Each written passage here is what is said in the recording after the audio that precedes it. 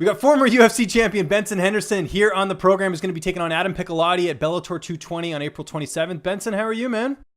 I'm pretty good, man. Pretty good. Can't complain. Yeah, and it's good to actually do an interview with you here. I know we've done a bunch, it seems, when you're at events. You seem like you corner your teammates like every weekend. How has that been just, while you're not fighting, really getting some frequent flyer miles, hitting up all the events and cornering your teammates? It's always nice to be there for my teammates. For me, it's more important to be there for them each and every single day in the practice room. That's where they grow. That's where they get better. And then the fights is, for me, I see it as it's their time to shine. They get to go show the world what they can do. So I don't necessarily need to be there for their fights. I let them enjoy the spotlight and showcase all that hard work. But I love being there for my guys each and every single day, seeing them grow, seeing them getting better, seeing them with their kids. I know some guys who came to the gym when they were 19 years old, Mario Bautista, and seeing him grow up and develop, and now he has his first baby. I'm like, oh man, that's awesome to me. That's what I enjoy. I love that. Brian Barberina came to the gym with the two babies. He had his third baby at the MMA lab, so I got to see her, Tevye, since she was literally a young little baby, all the way to the little adorable girl she is now. So I enjoy that aspect of seeing guys grow and develop and getting them to where they can live their dreams and go buy 30 acres in Tennessee. I love being able to help guys live their dreams through their hard work. It seems like you've settled into coaching well. Any of the fighters I talk to at the lab, they love having you in their corner. I know you've been somewhat of a leader at the gym. How has it been just being a part of the lab and seeing how big it is now? I mean, for those in the know, we knew how good the lab was as far as the talent level there. But you have so many fighters now flocking to there. What's it like to be a part of that journey? It's nice. It's definitely good. I think that when you get a group of guys and girls around you who all want to be the hardest worker in the room, you are bound to have nothing but, success. You're bound to eventually have success when you have a room full of guys and girls like that. You guys come from around the world. You guys come from Montana, like Sean O'Malley. You guys got moved from Florida, Alex Caceres. You have guys who moved from Alaska, Jerry Cannonier. Bradley Scott comes out all the time from London. Scott Holtzman comes from Tennessee. You have guys from all around the world who come to the lab. And it means a lot to me that they would entrust us to help push them in their career and their passion, not just their career. It's not just a job. Like, we don't have just a job. It's not just like somebody working a 9 to 5 or whatever. This is something they love. This is something they put their heart and souls into, and they're trusting us to help them live that. I love that. That's great. That's amazing to me. I just enjoy being there for the ride, helping out as much as I can for the guys who work hard. But for me, it's all about hard work. If you bust your ass, you work hard, and I'll give you my heart and soul too. If I see your heart and soul, I'll give you my heart and soul in return. So the guys who make it at the lab who end up sticking it out, because we get a ton of guys, oh, I want to be a fighter, I want to do this and do that, but then the work ethic isn't there. So for the guys who come to the lab and then their work ethic is there and they can actually put up with it, do with it each and every single day, work the hardest to be the hardest work in the room, that's hard. That's tough. And I think it's safe to say after your career's over, I mean, coaching is the future, right? Because it just seems like such a seamless transition for you. Maybe. Oh, My really? wife Okay. my wife doesn't start fighting pretty soon. So of course I'll be helping her out and all that stuff. Very But cool. yeah, but I don't necessarily, I don't envision myself being a long-term MMA coach. I like MMA. It's cool. It is a stronger passion of mine. And it pays the bills. It's good and all that stuff. But I would say my passion more would be wrestling. I love wrestling. Wrestling was my first love. Any idea when your wife's gonna make her amateur debut or anything like that? Anything we can reveal at this point? Baby number 3 is due in Oh, a gotcha. couple Well, more weeks, so that takes priority. maybe another 6 months or so after that. She'll be having her first. She's been training for a little while now. She's actually, I'm biased, but I think she's a lot better than she gives herself credit for. But because of having 3 kids in 3 years, she hasn't been able to train super consistently or anything. But she's been dabbling on it for a while now, and she's gonna be a household name pretty soon. I like the sounds of that. Quickly, one more thing before we talk about the fight. You linked up with Jason House and Iridium Sports. I know a lot of your teammates are under that banner already. How did that all come together? Because it seems like such a perfect fit for both of you. Hooking up with Jason was, I think, just from always seeing him around the events. I always saw him, saw his team, see how he did things, saw his work ethic.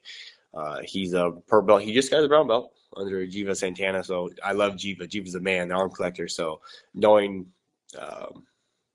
that he understands that aspect, anyways, he has a work ethic. For me, like I said, it's all about work ethic. So he has a work ethic to earn a brown belt underneath a legitimate, coach in Jiva Santana. That itself shows a lot to me. The fact that he travels so much, and every event I would go to, I'd go to Brazil, go to here, go to Poland, go to here, or there. I'd see him all over the places, and he would always be working the entire time. So that kind of work ethic is what drew me to Iridium, and I hadn't disappointed so far. Good stuff. Let's talk about this fight. Adam Piccolotti, 11-2, a prospect out of American Kickboxing Academy. How do you feel like you match up against him here? I think I matched up pretty well. I'm a little bit biased, but I think I've been around for a long time. I think I've done a lot of things. I think I've seen a lot of guys, a lot of different looks. But I think I matched pretty well against him. He's a huge prospect coming out under AKA. He was like 9-0, undefeated, big prospect. He took a couple back-to-back losses. There's some tough losses there, but he's rebounded the way you're supposed to.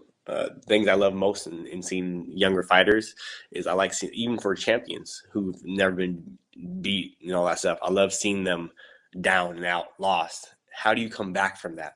I've had a couple of big losses in my career, but how did those losses define me? No, what defined me was I continued on. I achieved even greater, bigger things. So for me, seeing Adam Piccolotti take a couple of those losses, is it Piccolotti? Piccolotti? How do you pronounce it?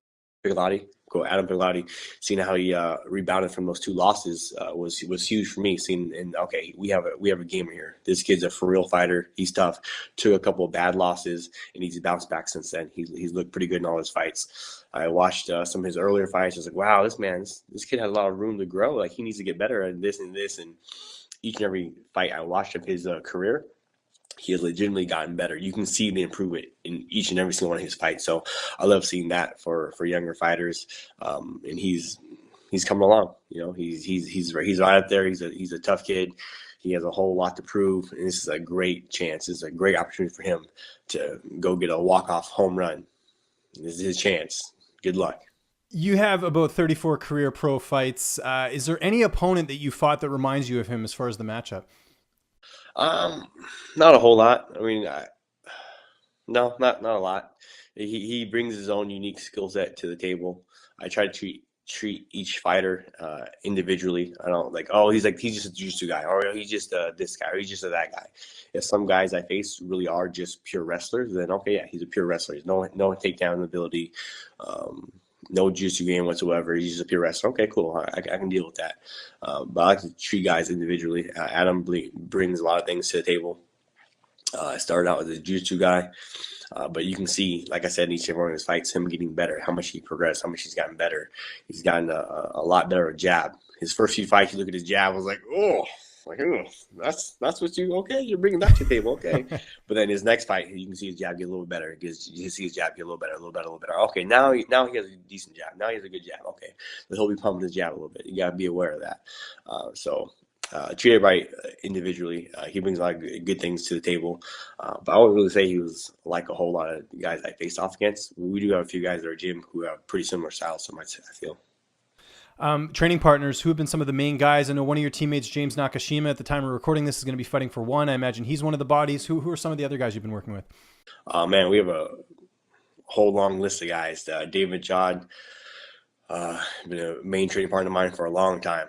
Just a bulldog of a training partner, bulldog of a guy, upstanding guy. Jakar Close, fighting Moffitt. Man, there's a whole lot of guys. Yeah, we'd be here for a while. Yeah, I wasn't sure if there was someone you're training with a little bit more than not, but yeah, I guess you get a lot of different looks, right? Yeah, we get a ton of different looks. So it's nice, I train with Jerry Cannonier, and then I try to give him his Anderson Silva look, and I try to do my lame Anderson Silva impersonation. And sometimes we mess around, and he gives me the Adam Piccolotti look. So it's nice to have guys who are willing to, even though it's during their training camp, they will try and give you a look of your opponent. They went home, they looked up at your opponent, and they say, oh, he does this. Oh, I notice he does this, so that they're willing to do that for you. Yeah, there's a huge long list of guys at the gym.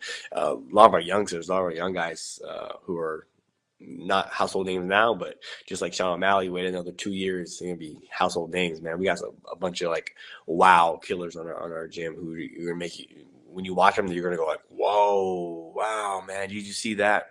We got a bunch of those young kids on our gym, on our team. How do you see this fight unfolding on April 27th? You feel like you're going to get the win, otherwise why sign the contract? But how do you see it playing out? I feel like I'm gonna have a great performance. That's all I'm ever after, is just having a great performance.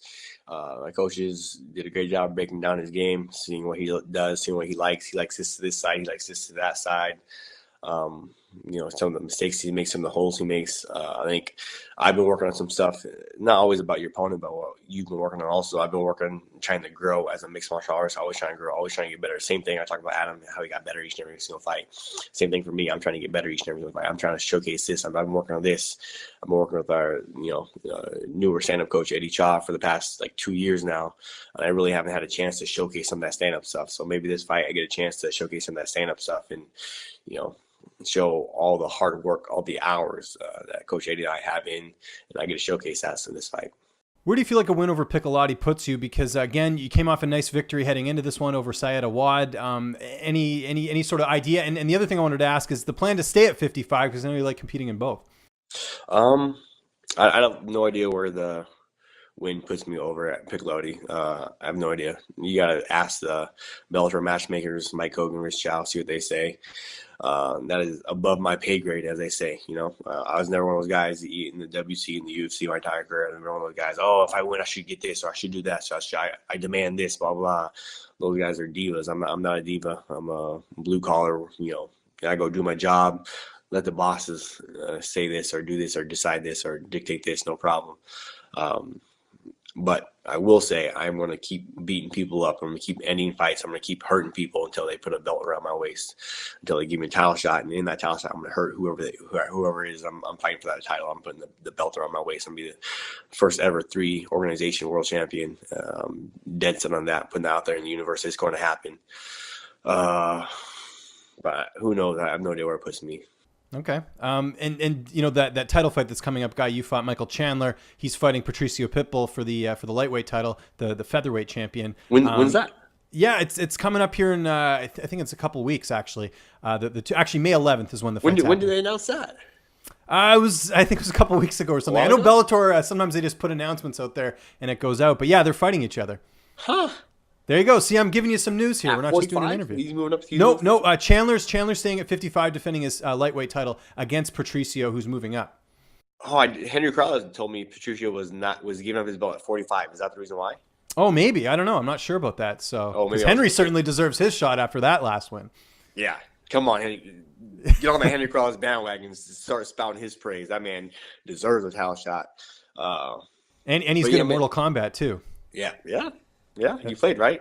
Yeah, and I lost. I don't usually lose. So there you go. Chandler, Patricio. Patricio, yeah, the featherweight. Chandler, Patricio, moving up from 45. I think Chandler's just a little bit too good. And in our last fight, Chandler, he used his wrestling in the 5th round. I didn't think he was going to use his wrestling, but he decided, hey, I don't want any more. I'm going to start using my wrestling, just laying on top of you. Cool, no problem. I can adjust on that. I wasn't ready for it for that round, but I can adjust for that. We don't just put on singlets and just wrestle. We can do it, no problem. I'm going to come out on top. But I think his wrestling is just too good. He has too much power. He's like a slightly more higher pace Woodley. He has big power in his hands, but he does use wrestling. He does have a cardio, more cardio than Woodley does in that aspect. So I got to go with Chandler, just because I think he's going to end up relying on his wrestling. Patricio, I think, has power of his own. Moving up to 55, who knows? It's not that big of a difference. 10 pounds, not like the 15 pounds or 55 to 70, that aspect. But, that being said, I think power kind of negates itself. They're both going to swing. Both are going to hit each other. Both going to be bloody messes. But I think Chandler's going to have to rely on his wrestling like he does, like he did against me, to get that decision. Benson, I know you got to go be a dad right now. I really appreciate the time. Great finally talking to you. Just remind people where they can find you on social media, and if you have any sponsors or shout-outs or thank yous, anything like that, man, the floor is yours. I'm not doing any social media right now. I'm giving up social media for Lent, so I still have like another, what, 5, 6 days before I'm on any social media, but it's all Benson Henderson. Plain and simple, easy. Instagram, Twitter, Facebook, whatever it is. At Benson Henderson, if you guys feel like it. Any sponsors or whatnot. Same as always. Everlast, Zebra. Thank you guys for supporting me in my career and helping me do what it is I do. And just to all the fans who've been with me for a long journey now. It's been 12 years or so I've been at this. Just thanks for you guys' continued support. This fighting game, this career path I have chosen. It's hard. It's a tough one. It's not a regular 9 to 5. Not being a banker, not being a mechanic. It has its own, unique ups and downs to it. But those downs they're tough. Those ups are good, but those downs, being beaten up, being sore, being bruised, having broken bones and torn ACLs and this and that, that's hard, man. It's tough. Without the fan support, without the positive encouragement and the positive words and all the messages I get from the fans, I don't know if I'd be doing this after 12 years, So just thank you guys for all that, and just hopefully you guys can keep rocking with me till after I get this third belt.